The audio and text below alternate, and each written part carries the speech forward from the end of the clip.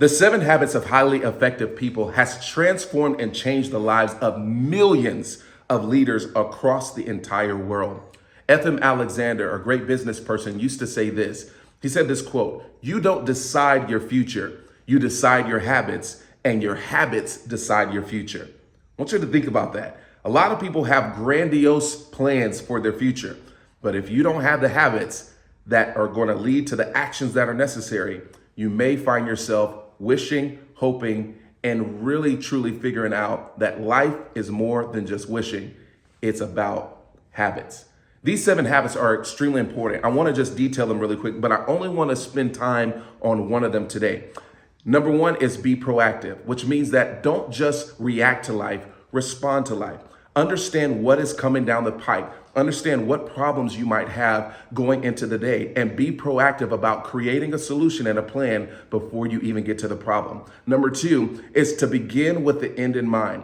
I like to do something called a Sunday night study session, which means that I take my Sunday evening from 4 to 6 p.m. and I write out all of the things that I need to do, my priorities. I need to meet certain people, all of the different things that I need to do that particular week. And I begin with the end in mind. It's the same thing with you. I want to encourage you to do that. Maybe you need to sit down and do a Sunday session or a Monday night session, but I want you to begin whatever project you have, whatever presentation you have, whatever leadership priority you have, begin with the end in mind. Number 3 is to put first things first, which means that you're going to prioritize your life. You know, everything is not a priority. I know that everything is on your to-do list. However, you as a leader have to get good at prioritizing the most important things that require your intention and your attention. You have to be good at prioritizing what work you need to do. And other work, you just need to delegate it out. Number 4, you have to think win-win. This is a very wonderful negotiation tactic, but it's a wonderful relationship builder. You have to find out what your strengths are and what another person's strengths are. You have to understand what your wants are and what another person's wants are. When you figure these things out, you figure out how to truly work together so that you can get to the solution successfully. You have to think win-win. I want to ask you this question. In your organization, where can you think win-win? Number 5 is seek first to understand, then be understood. I like to say it like this: be more interested than interesting. This is going to be very important for some of you who are going to the next level of leadership, like we just spoke about. It's important for you to understand more people, or to be interested in people, listening to people. You know, my old friend used to say this: you have 2 ears and 1 mouth for a reason, right? Because you need to listen twice as much as you speak. We need to get good at understanding and listening. As leaders, you have to get good at understanding. Your job, your particular position may require that you literally process hundreds of people per day, but you still need to understand, then be understood. A lot of people want other people to understand that they've had a bad day and understand that they've had a worse day. But I think that you truly, as a leader, need to recognize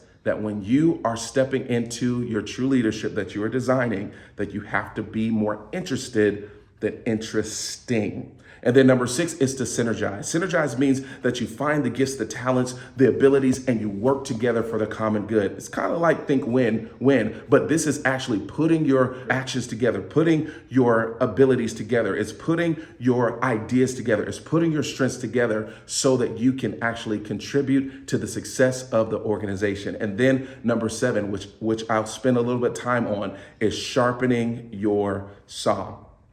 Sharpening your saw is amazing because Abraham Lincoln said this: if you give me 6 hours to cut down a tree, I'm going to spend the first 4 hours sharpening the saw. What does that mean? He said, I'm going to make sure that the tools that I need are in tip-top shape in order for me to execute the job successfully. And that's what you have to do as a leader. Personal development is how you sharpen your saw.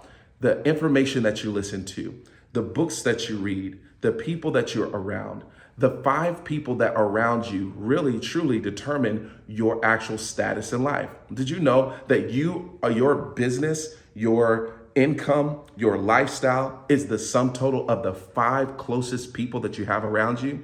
I learned that a long time ago, and I recognized that I needed to make some changes in who I allowed to be around me because I needed to sharpen my saw. If I was going to be a leader, if I was going to be a world-class speaker, if I was going to be an author, I needed to put myself around people that were going to help me sharpen myself. They're going to get me out of my comfort zone. And that's what sharpening the saw is all about. It's about personal development. You have to have a cadence of getting information so that you can grow. Let me ask you this question. What are you doing on a daily basis for you to grow as a leader? I want you to just think about that. What are you doing on a daily basis to help you grow your communication skills? What are you doing on a daily basis to help you understand or help you grow in your empathy skills? What are you doing as a leader to help you grow in your ability to perceive the opportunity that is around you? What are you doing to help yourself grow? That, my friend, is how you sharpen your saw. Remember, you don't decide your future. You decide your habits, and your habits decide your future. So here's the question. Where are you going?